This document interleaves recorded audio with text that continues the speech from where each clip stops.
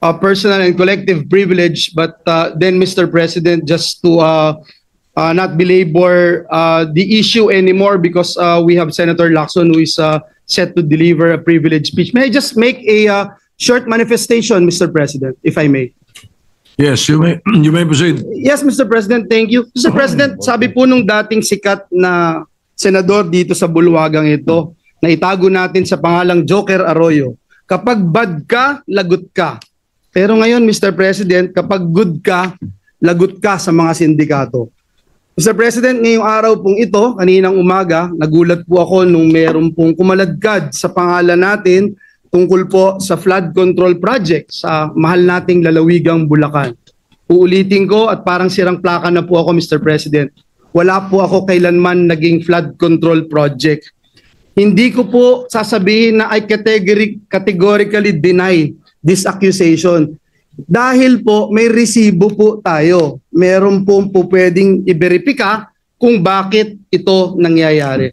Mr. President, noon pa man tayo ay lumalaban na against this flood control issues, Mr. President. 2023, I'm just not sure, Mr. President, kung ready na po yung staff natin para i-show yung video na since 2023 ay dito po sa mismong bulwagan na ito at sa mga committee hearings, binabanggit na po natin ito. Please.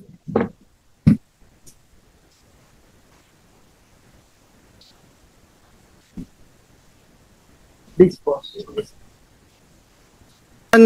Kinausap ko nitong nakaraang Karina, ang lahat nagsasabi, mas worse. Yung dating hanggang bewang, lagpas tao na. Yung dating hindi binabaha, binabaha na. Hindi inaabot na bahay, binabaha na. So, I don't know how else to say this, Mr. Chairman. Yung 5,500 pala na programs, projects na natapos, na ipinagmalaki ng ating Pangulo noong SONA ay patsi-patsi lang. Hindi rin nakatulong, tingin ko, Mr. Chairman, hindi nakatulong kasi patsi-patsi nga po eh. Sana ang hiling ko na lang po ay kahit na hindi po masisimulan next year, makita po natin talaga yung master plan para po meron ding confidence yung mga kababayan natin that it's really moving, Secretary. Kasi kung titingnan nyo po from last year tsaka this year, baka walang magsabing nag-improve talaga sa amin and I'm speaking from personal experience. Kinausap ko nitong Mr. President, noong pong time na yun, Mr. President, nagpunta po tayo sa Kalumpit kasama si Mayor Lem at si Governor Daniel Fernando. Binanggit po natin sa lahat ng news outlet na palpak talaga ang programa ng pamahalaan sa flood control. 2 years later, Mr. President, ang Pangulo ng Republika ng Pilipinas pumunta rin po doon sa the same town with the same mayor and with the same governor at sinabi rin po ng ating Pangulo, palpak nga ang flood control program ng pamahalaan. Mr. President, para po tayong sirang plaka, dito sa Senado paulit-ulit, 1.4 billion pesos ang budget ng gobyerno pero nasaan po itong flood control na ito? In the same year, Mr. President, kanina sa Kamara, sinasabi in the same year, may program daw po si Joel Villanueva. Wala pong ma-verify, wala pong ebidensya, wala pong resibo. Pero patuloy po itong tinatanong. Mr. President, sabi ng matatanda, kung sino yung lumalaban, siya yung gusto nilang tamaan ng mga sindikato. And if you can't convince them, confuse them. Binanggit din po yan ni Mayor Vico Soto.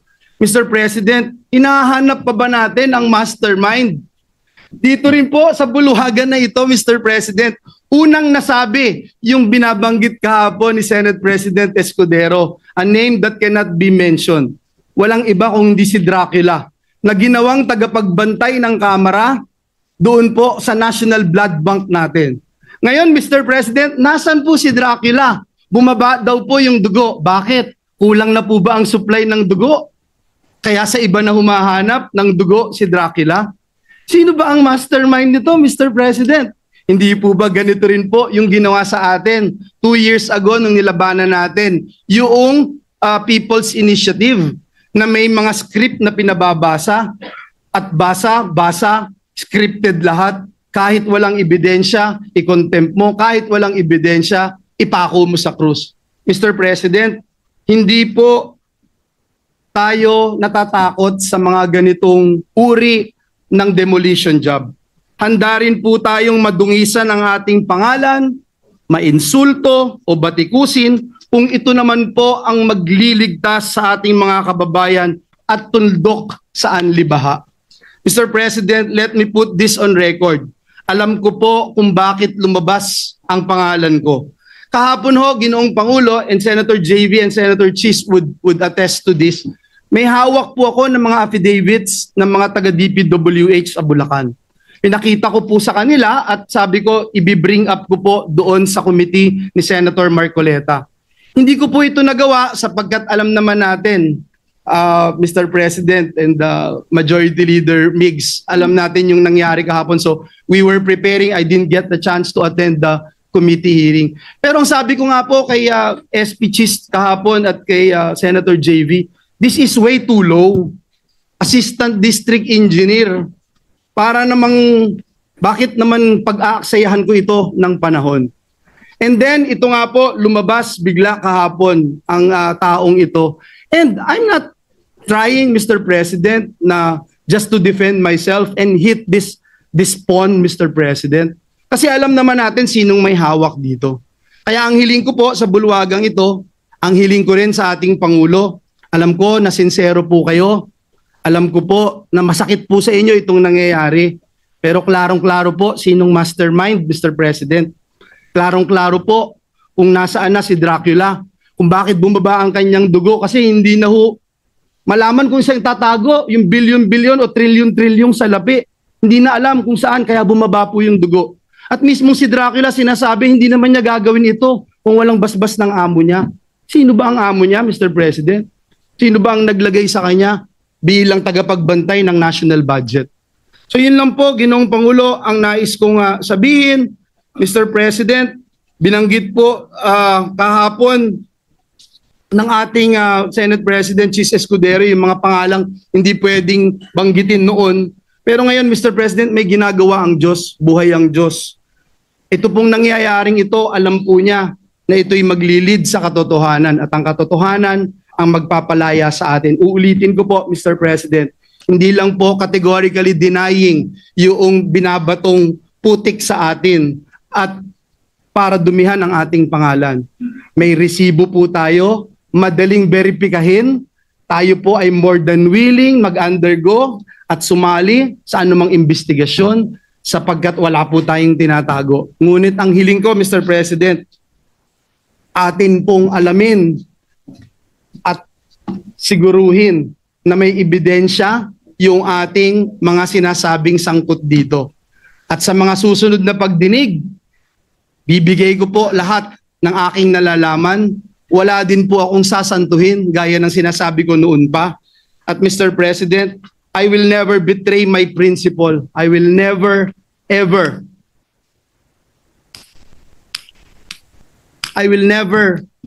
Mr. President, destroy the name that was given to me by my parents, Mr. President, because it's priceless, Mr. President. The Bible says a good name should be chosen than great riches. Pinalaki po ako ng magulang ko na naniniwala ako sa langit at impyerno. Pinalaki po ako ng magulang ko na naniniwala ako that when you die here on earth, you will face your Creator and immediately into judgment. Pinalaki po ako ng magulang ko na sa impyerno, wala pong graduation. Kahit 1 bilyong taon, kahit 1 trilyong taon, pag ikaw ay nagkasala, pag ikaw ay pinarusahan ng Diyos, wala pong graduation doon. Mr. President, my duty has always been to serve our kababayans. Lalong-lalo na po ang mga kababayan kong Bulakenyo who suffer from flooding year after year. And that is where my focus remains, Mr. President. Finding real solutions, not engaging in black propaganda. Mr. President, I will not be distracted by lies. And instead, I affirm my commitment to the work that truly matters, serving our people with honesty and integrity. Maraming salamat po, Ginoong Pangulo. Majority Leader. Thank you very much, Mr. President. Mr. President, also seeking the floor is our distinguished colleague from San Juan, Zambales of the Republic of the Philippines, Northern Senator Jinggoy Estrada. Senator Jingo Estrada is recognized. Thank you, Mr. President. First of all, I would like to thank Senate President Pro Temp Senator Ping Lacson for allowing me to speak ahead of his privilege speech. Mr. President, I rise to repudiate the utterly false and baseless accusations made against me by Assistant District Engineer Bryce Hernandez. Una sa lahat, wala akong tinanggap na anumang halaga mula sa mga flood control projects. Gaya ng mga guni-guni nilang flood control projects, guni-guni rin ang sinasabi niyang 30% commitment ko raw. Para sa mga ordinaryo natin mga kababayan, ang mga binanggit ng mga proyekto ay nasa line items ng 2025 GAA or General Appropriations Act. Isang malaking kasinungalingan ang mga pinagsasabi niya para iugnay ang aking pangalan sa mga proyektong binanggit niya na nasa ilalim na ng 2025 GAA na sa isinagawang pandinig sa mababang kapulungan. Mr. President, these claims are not only malicious. They are blatant lies, clearly intended to mislead the public, besmirch my name again, and discredit my continued participation in the Senate hearing. I am not merely challenging Mr. Hernandez to take a lie detector test with me. I am demanding that he prove every single allegation he has made in a court of law. If he dares to stand by his claims, then he must back them up with solid, irrefutable evidence. No hearsay, no fabricated narratives, just facts. And let the truth come out once and for all. I will not allow this brazen attempt to smear my name to go unanswered. This will not pass quietly. Beyond the administrative and criminal liabilities he may face, I will ensure that Mr. Hernandez is held accountable for perjury and made to answer for his deliberate falsehoods before the proper judicial forum. Let this serve as a warning. Lies have consequences, and I will pursue every legal remedy to make sure justice is served. Thank you, Mr. President. Majority Leader.